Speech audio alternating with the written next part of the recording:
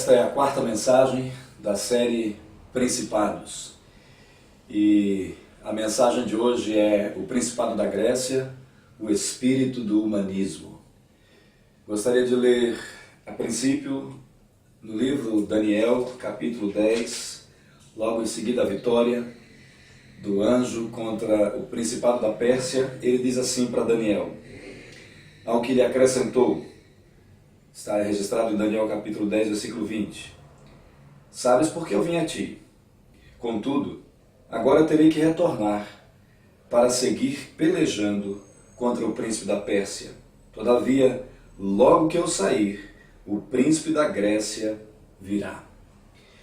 Que o Espírito Santo aplique esse texto, essa palavra no nosso espírito.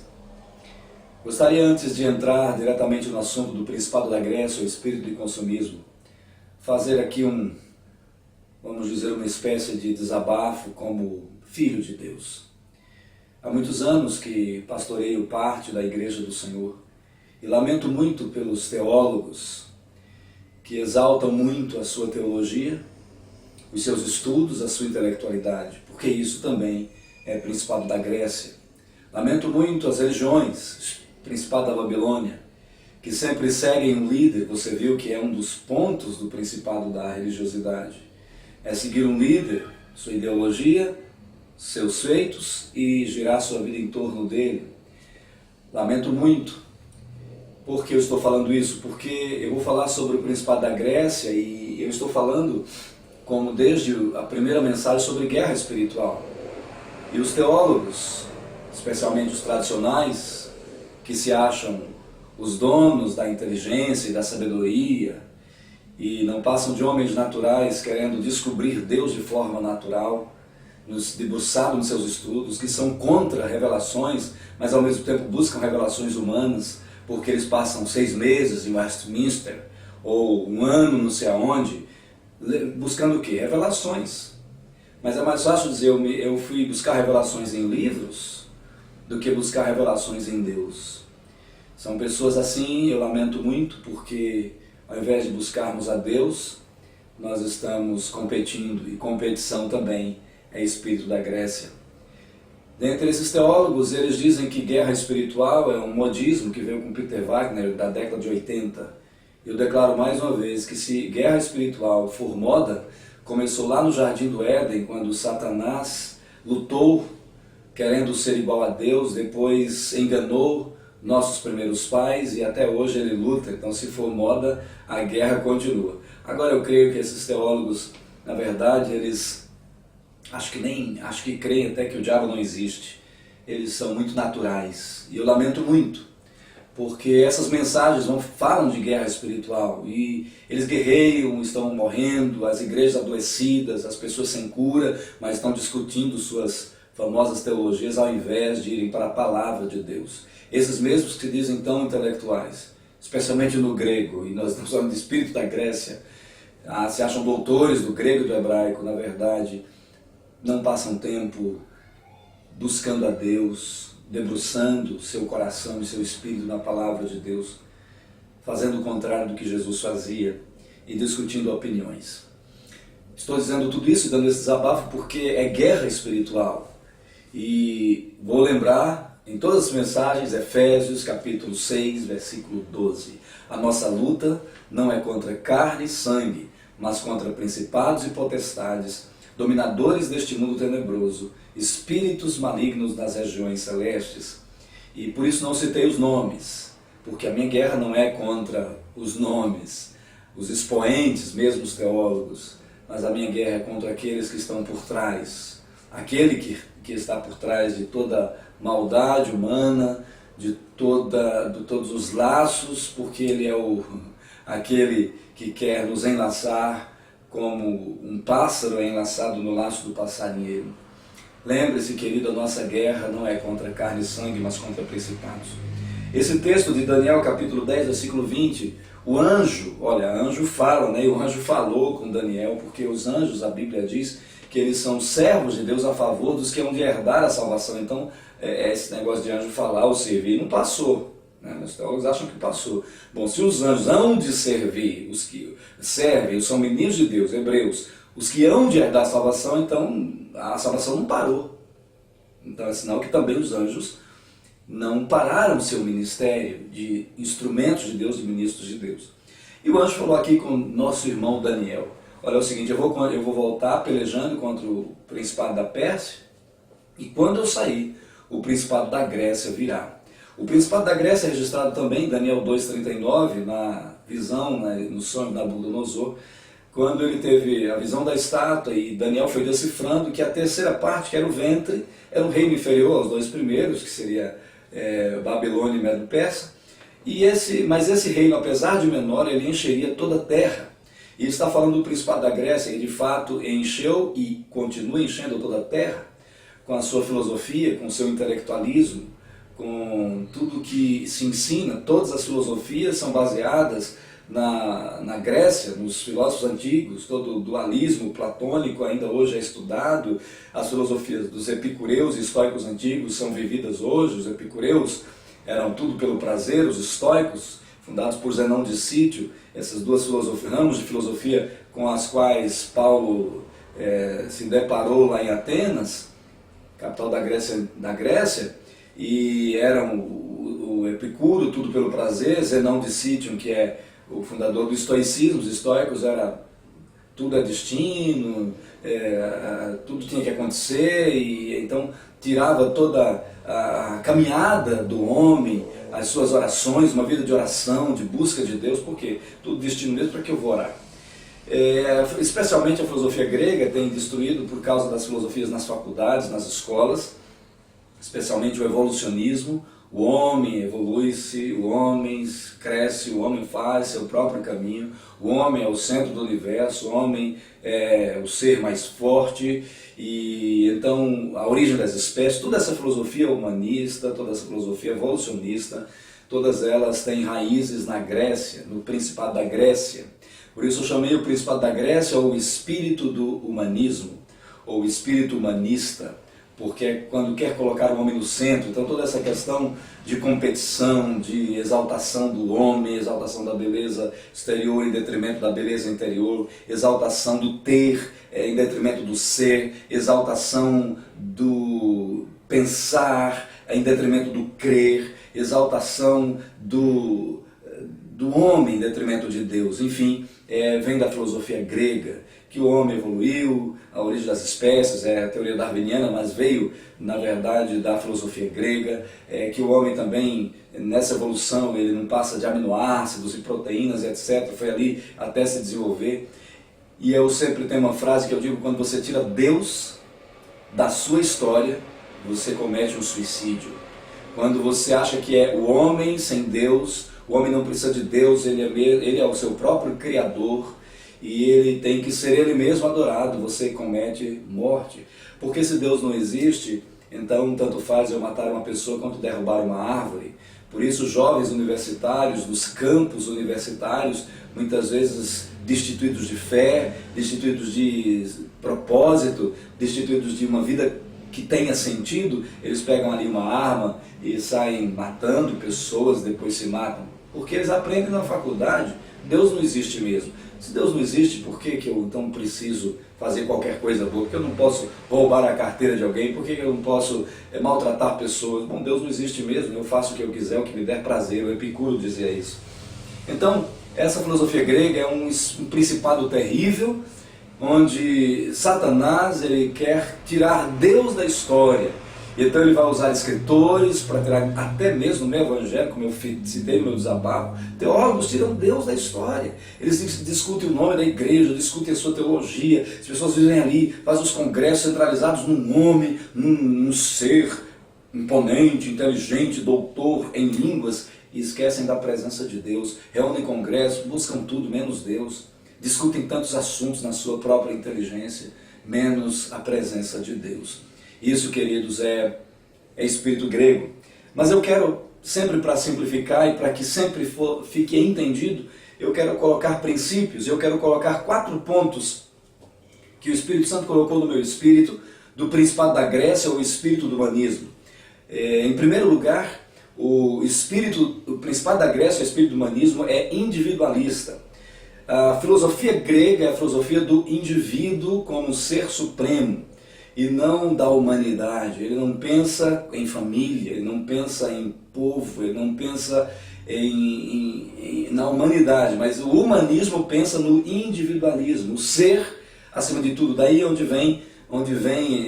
vem as competições, de onde vem o superatleta, onde o atletismo, os deuses do Olimpo, os deuses mais fortes, os deuses que vencem outros deuses inferiores, e cada deus é um deus de algo específico, o deus do vinho, o deus do amor, o deus da luta, o deus da tempestade, e exalta a individualidade, e não o Deus que criou o indivíduo, e não o indivíduo que se junta com outros indivíduos e forma um corpo. A diferença da igreja para a Grécia é grande, porque a igreja é o corpo de Cristo, e diz o apóstolo Paulo, bem ligado, bem ajustado, com suas células, com cada parte do seu corpo bem ajustado. Então, Jesus sempre ensinou que eu não devo pensar no eu, no self primeiro, mas no próximo. Mas a filosofia grega ensina primeiro o individualismo. Você tem que pensar em você, você tem que pisar quantas pessoas necessárias forem serem pisadas, mas você tem que vencer a todo custo. Você, para galgar aquela posição naquela empresa, você tem que pisar até a sua mãe se estiver na sua frente, Isso se chama individualismo. O homem como centro do universo, o homem como ator principal no palco do universo. Essa é a filosofia de escritores conhecidos aí. O homem, o centro, e coloca então o homem no centro e vai exaltando o homem nessa posição. Esse é o primeiro ponto para você entender o Principado da Grécia ou o espírito do humanismo. É o individualismo e não a humanidade, é exaltar o individualismo. Isso é um ponto muito forte, muito forte. O segundo ponto do espírito da Grécia é viver para ser servido e não para servir. Queridos, esse ensino de servir uns aos outros é o ensino de Jesus, é o ensino do rei de Sião e não do rei da Grécia. Ele disse: quem quiser entre vós ser o maior será o menor, e aquele que quer ser o líder vai ser o servo de todos. Ele diz: o Filho do Homem não veio para ser servido, mas para servir e dar a sua vida em resgate por muitos. Mas o espírito do humanismo, ele quer ser servido. Você chega às vezes numa igreja, a pessoa que diz que tem Jesus só quer ser servida. Vai fazer uma confraternização, ela quer ser servida, mas ela, às vezes, uma coisa simples, como abençoar alguém ou levar um prato especial, às vezes a pessoa não leva, porque dentro da alma dela ela quer ser servida. O Espírito da Grécia tem feito pessoas, tem ensinado pessoas desde a infância. Lares muitas vezes funcionam como uma partezinha da Grécia, como uma embaixada grega, onde os pais ensinam que a criança é o indivíduo principal e não ensina aquela criança a repartir, não ensina aquela criança a amar, a servir, a ser uma bênção, mas sim a ter. Então a filosofia grega ensina a pessoa a ser servida e não a servir. E esse é um ponto, querido. Se você é uma pessoa que não gosta de servir, não gosta de abençoar, se você até nas suas orações só pensa em você mesmo, minha casa, minha família, meu emprego, você esquece de orar pelos outros, se a sua vida gira em torno de você mesmo, das suas necessidades, lamento dizer que você está debaixo, no mínimo, de uma influência do espírito do humanismo, que é o Principado da Grécia, que enche toda a terra, porque a terra toda é uma terra de pessoas que vivem para receber. Essa filosofia de muitas pregações do evangelho atual, venha receber a sua bênção, como se Deus fosse um pai muito fraco, muito tolo, que fica dando tudo para o filho. O filho diz: pai, me dá aí um dinheiro para eu ir sair com a minha namorada, vou lá fazer as coisas lá. E aí o pai vai lá e dá. Não, eu prefiro. Isso é espírito da Grécia. Deus não faz assim, Deus não age dessa forma. Então, o primeiro princípio, o primeiro ponto do Principado da Grécia é o individualismo. O segundo ponto é viver para ser servido. O terceiro ponto é que o espírito da Grécia gera escravos.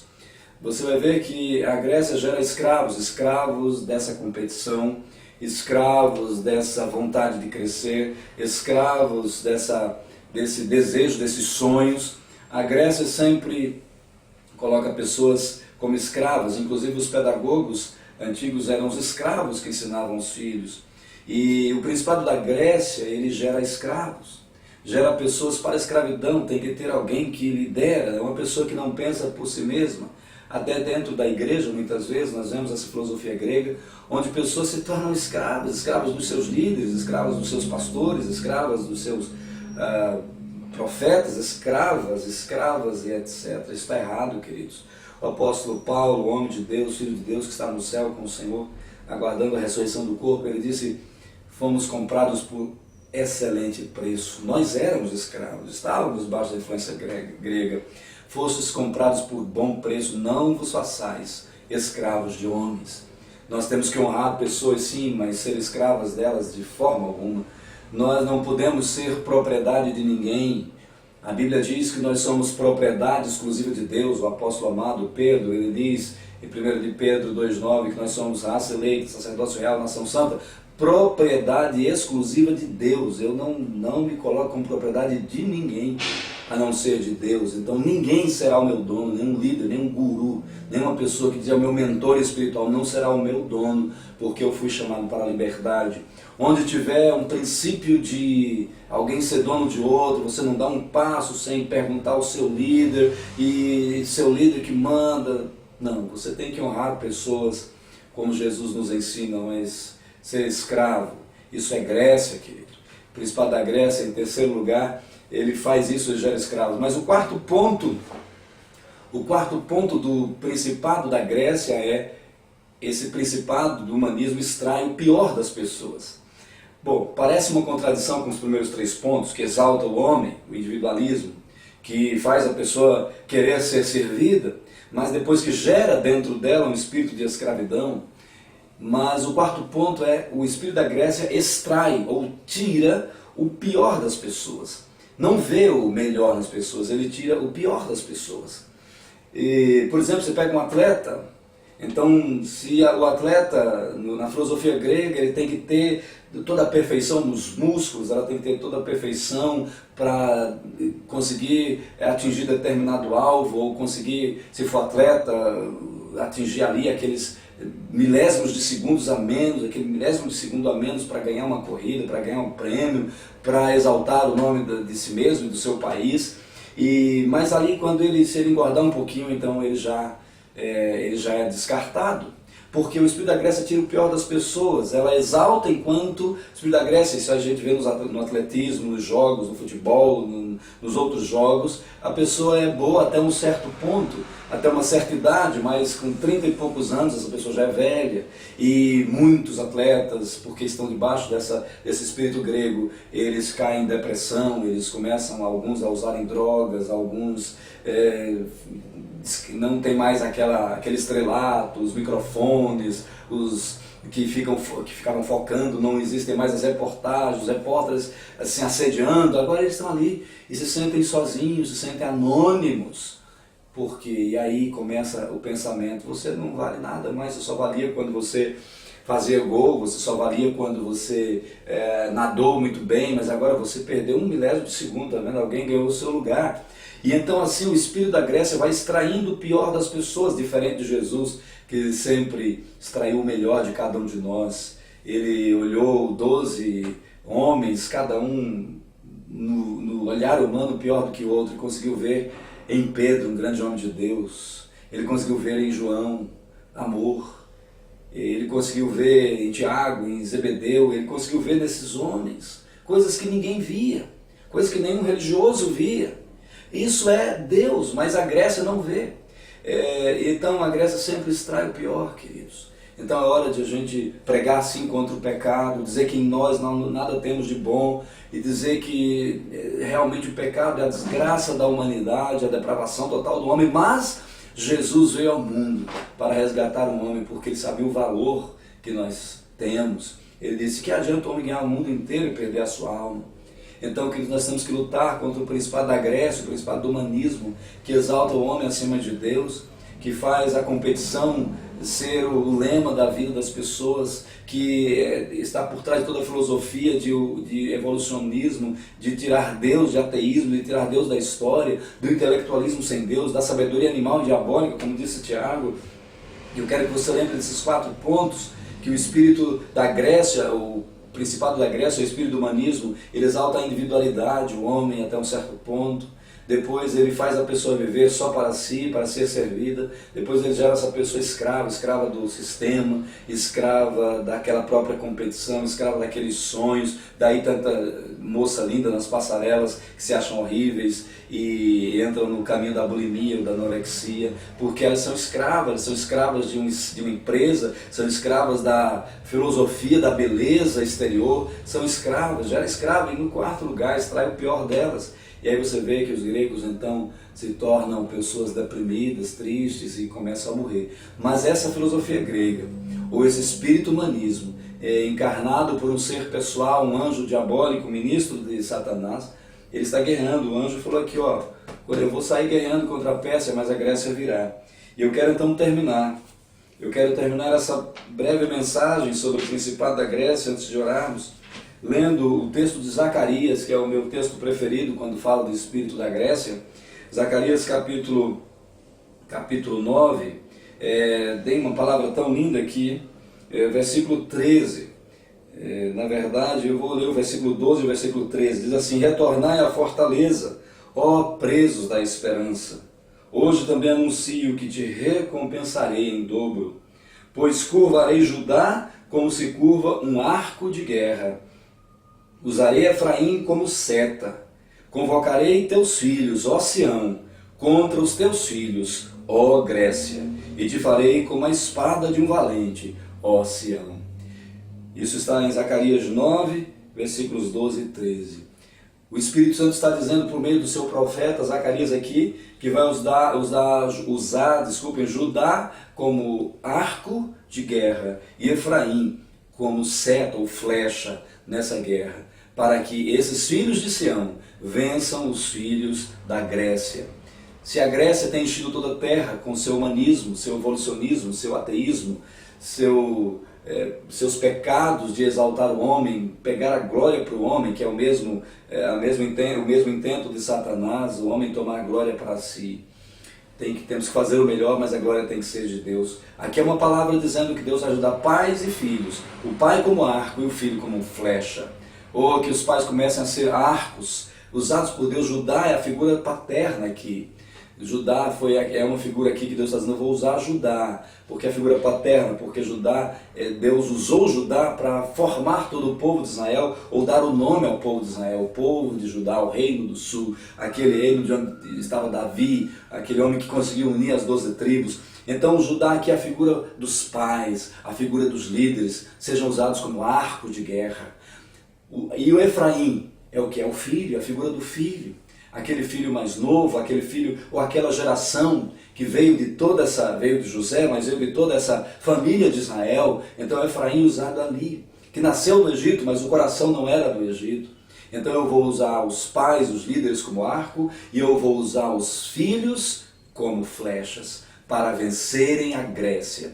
Na verdade, nós precisamos ser as armas de Deus para vencermos a Grécia. Como é que nós vencemos o Principado da Grécia? Nós vencemos o Principado da Grécia nos submetendo a Deus como armas na mão do valente. Como ele diz aqui, e te farei como a espada de um valente. Jesus, a espada do próprio Jesus, ó Sião.